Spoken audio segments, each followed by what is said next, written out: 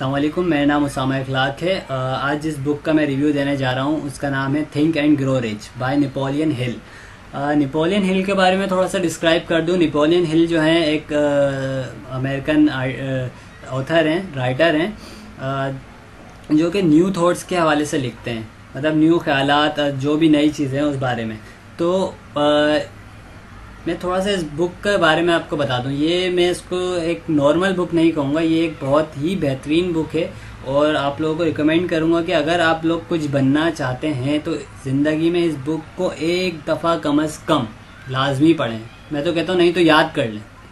मुझे इस बुक बहुत ही ज़्यादा अच्छी लगी है, तो मुझे इसका रिव्यू देने में भी उतना ही ज़्यादा मज़ा आ रहा है कि हुआ क्या। जब मिस्टर नेपोलियन ने ये बुक लिखी तो जैसे ही लिखी लोगों ने उसको रिव्यू करना शुरू किया, पढ़ना शुरू किया, तो इसकी 20 मिलियन कॉपीज जो हैं सेल आउट हो गई। 20 मिलियन कॉपीज। अगर हम आज की बात करें, ये उस दौर की बात है जब इन्होंने कई सालों पहले ये बुक लिखी थी। अगर आप आज की बात करें तो ये सॉफ्ट कॉपी में, और इस नेपोलियन साहब की अपनी स्पीच में भी इस बुक के बारे में काफ़ी बात हुई है। तो इन सब चीज़ों को अगर कैलकुलेट करें तो ये वैल्यू तो बहुत बड़ी हो रही है। क्योंकि ऐसा क्या है इस बुक में जो इतने लोग इस पे इंटरेस्टेड हैं और इसके बारे में पढ़ते हैं, इसको अप्लाई करते हैं, इसको सीखना चाहते हैं।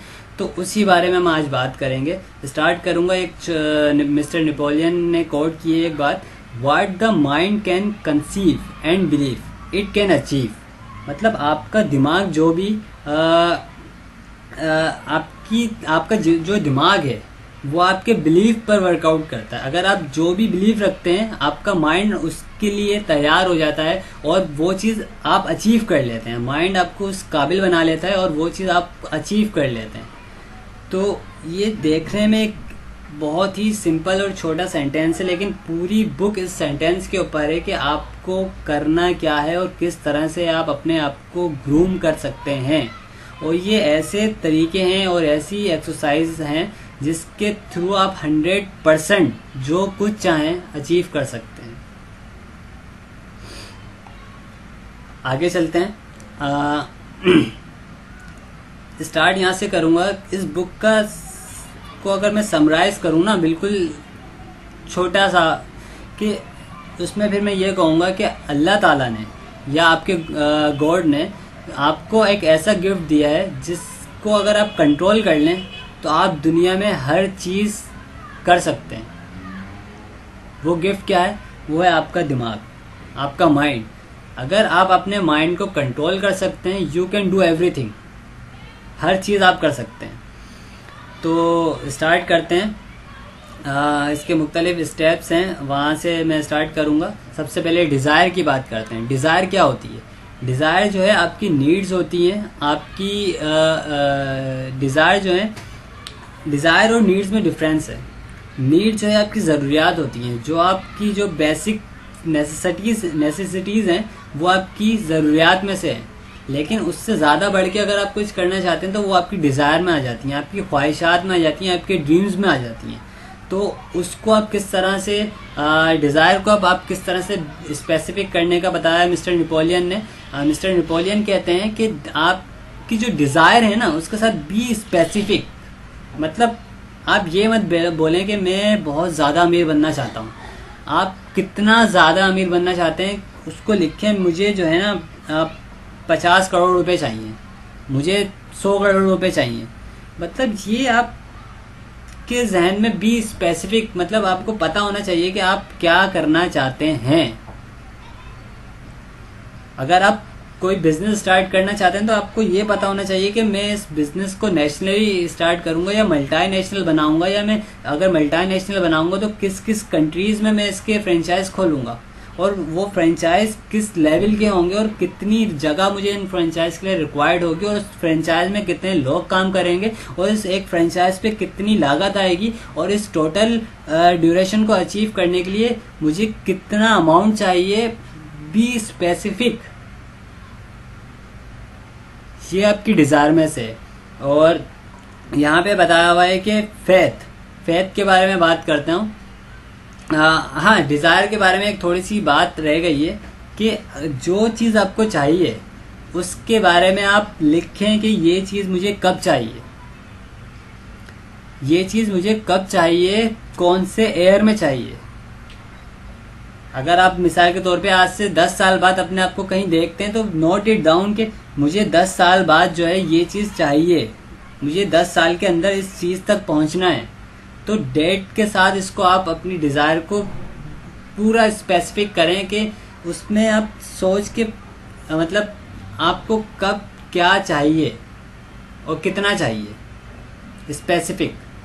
अब क्या है, फेथ के बारे में बात करते हैं। फेथ जो है, फेथ विजुअलाइजेशन के बारे में इन्होंने बात की है कि आपका यकीन और बिलीव, सिर्फ डिज़ायर से काम नहीं चलेगा। जब तक आपका यकीन नहीं है तो आप उसको नहीं हासिल कर सकते। जिस तरह से मैंने इससे पहले बात करी कि अगर आपका यकीन है तो आपका दिमाग आपको हर चीज़ करने पर आमादा कर सकता है और आप हर चीज़ अचीव कर सकते हैं। तो you have to believe on yourself, मतलब आपका बिलीव होना चाहिए अपने ऊपर। और ऑटो सजेशन के यहाँ इन्होंने एक प्रैक्टिस बताई है कि माइंड जो है ना, आपका कॉन्शियस माइंड और सबकॉन्शियस माइंड, ये दो तरह के माइंड होते हैं। इसके बारे में आगे भी मैं बात करूँगा।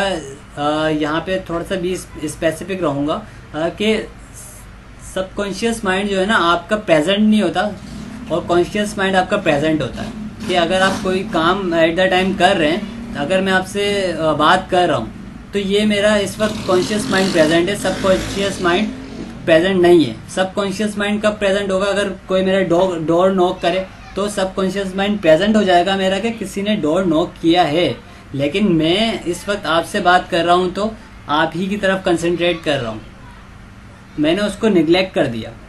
तो इसमें यह बताया गया है कि आप अपने सबकॉन्शियस माइंड से ये चीज़ लें कि आप किस चीज़ में परफेक्ट हैं, आप क्या चीज़, आपका दिमाग आपको कहता है कि यार ये चीज़ जो है ना होनी चाहिए। थोड़ा सा उसका आइडिया लें कि सबकॉन्शियस माइंड से, कॉन्शियस माइंड से नहीं, वो आपका सबकॉन्शियस माइंड क्या सोचता है। तो उससे आपको ऑटो सजेशंस मिलने लग जाएंगी कि उससे आपको जो है स्पेसिफिक होने में बहुत ज़्यादा मदद मिलेगी कि आपको करना क्या है, आगे क्या है, जो आप करना चाहते हैं उसके लिए आपके पास स्पेसिफिक नॉलेज हो, स्पेशलाइज्ड नॉलेज हो। किस तरह से, अगर आप एक आईटी के अंदर जाना चाहते हैं तो आपको पता हो कि मुझे आईटी में किस साइड जाना है, मुझे प्रोग्रामर बनना है, मुझे आईटी इंजीनियर बनना है, मुझे नेटवर्क्स के साइड जाना है, मुझे एक मैनेजर लेवल पे जाना है, मुझे एक क्लाउड कंप्यूटिंग पे काम करना है, मुझे जाना किस साइड है।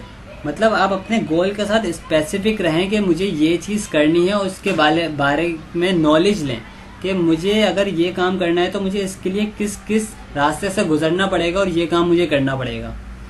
एक ये चीज़ हो गई। उसके बाद फिर इमेजिनेशन। इमेजिनेशन क्या है कि इमेजिन करें कि आप अपने ड्रीम्स के साथ हैं, अपने ख्वाब के साथ हैं, आप जो करना चाहते हैं उसको अपने इमेजिन में लाएं कि यार मुझे जो है ना ये काम करने हैं, ये चीज़ें अचीव करनी है, ये तमाम चीज़ें करनी है। तो अपने जहन में रख के उसको इमेजिन करें कि मैं जो है ये तमाम चीज़ें करना चाह रहा हूँ। तो उससे आपको बहुत ज़्यादा पावर मिलेगी। और क्या कह रहे हैं, go near to your dreams. अगर आप कोई आईटी के अंदर जाना चाहते हैं तो अपने ड्रीम्स के पास जाएं। अगर आप कहीं जॉब करते हैं और आप आईटी में नहीं हैं और आप जाना चाहते हैं तो इसका मतलब है कि आप आईटी के लोगों के पास जाएं, उनके में बैठें, उनमें देखें कि क्या होता है, समझें और उससे अपना इंटरेस्ट डेवलप करें कि ये चीज़ हो क्या रही है, ये चीज़ करनी किस तरह से है मुझे, और उस एनवायरनमेंट में बैठें और उसकी स्पेसिफिक नॉलेज लें। और अब हुआ क्या, आपने उसको विजुलाइज कर लिया कि ये चीज़ मुझे चाहिए, आपने डिज़ायर अपनी लिख ली और अब उसको आप जाके मतलब देख भी आए कि मुझे ये चीज़ करनी है।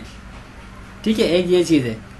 अब क्या है, what you which you heard about the dream. अच्छा, ये बहुत ज़्यादा ज़रूरी है कि आपने आप जो चाहते हैं और आपने जो अपनी डिज़ायर में लिखा है कि मुझे ये चीज़ करना है स्पेसिफिकली, तो उसको आप रोज़ाना पढ़ें, उसको आप रोज़ाना देखें, उसको सोने से पहले, उठने के बाद उसको देखें कि ये चीज़ करनी है मुझे, उसको अपने सामने बार बार लेके आएँ कि करना क्या है मुझे। तो बार बार उसको जब आप देखेंगे तो ये इसमें आपके अंदर बहुत ज़्यादा पोटेंशियल पैदा होगा उस चीज़ को करने का। अब क्या है कि एक प्रोसेस ये बताते हैं कि अपने ड्रीम्स को शेयर करें ऐसे लोगों के साथ जो उसमें माहिर हैं, जो उसके पायनियर्स हैं, जो आपके लिए उसमें रोल मॉडल हैं, कि उनके पास जाएं, उनसे शेयर करें कि ये चीज़ होती किस तरह से, मैं ये करना चाहता हूँ, मुख्तलिफ चीज़ें हैं। तो वो आपको और ज़्यादा गाइड करेंगे, उनके आइडियाज़ से अपने आप की नॉलेज में इजाफा करें। अब क्या है कि ऑर्गेनाइज प्लानिंग क्या है कि हमें जो सोचा है, जो तमाम चीज़ें हमने बैक पे करी हैं, उसकी प्लानिंग करनी है और क्लियरली डिफाइन करना है कि एक्चुअली क्या चाहता हूँ मैं। क्लियरली डिफाइन करना है कि मैं क्या चाहता हूँ एक्चुअली। मैं जो मतलब आपको भी स्पेसिफिक हो जाए कि ये चीज़ करनी है तो करनी है, ख़त्म। और वो क्या होगी, किस तरह से होगी, कि अगर आपको कोई चीज़ करनी है तो उसके लिए आपको पता हो प्लानिंग में कि ये चीज़ मुझे करनी है तो इसके लिए क्या क्या चीज़ें रिक्वायर्ड होंगी, उसके लिए कितना पैसा रिक्वायर्ड होगा, मुझे इसके लिए कहाँ जाना होगा और किन किन लोगों से मिलना होगा और किस किस रास्ते पे मैं चलूँगा तो ये चीज़ मुझे अचीव हो जाएगी। और इसमें ये चीज़ बताई गई है कि इवन हाँ, और ये चीज़ भी लिखें कि ये चीज़ आपको कब चाहिए। वही आपको जो मैंने आपको इससे पहले प्रैक्टिस बताई थी कि आप उसको लिखिए कि इवन के अपना डेथ ईयर भी लिखिए कि आपको मरना कब है, किस साल की उम्र में आप मरेंगे और आपकी ज़िंदगी का आखिरी दिन होगा, कौन सा दिन आखिरी होगा और उससे कितना पहले मुझे ये चीज़ अचीव करनी है। तो ये प्रैक्टिसेस हैं कुछ जो जिस पे हमें वर्कआउट करना है और जिससे हम अपनी ज़िंदगी को संवार सकते हैं और अपने मकसद को अचीव कर सकते हैं। इसको हम यहीं तक रखते हैं। अब नेक्स्ट पार्ट के साथ मैं इंशाल्लाह इसके कुछ और स्टेप्स को रिव्यू करूँगा, बताऊँगा। जब तक के लिए बहुत शुक्रिया। मेरा नाम है उसामा इखलाक। आप लोगों का बहुत बहुत शुक्रिया।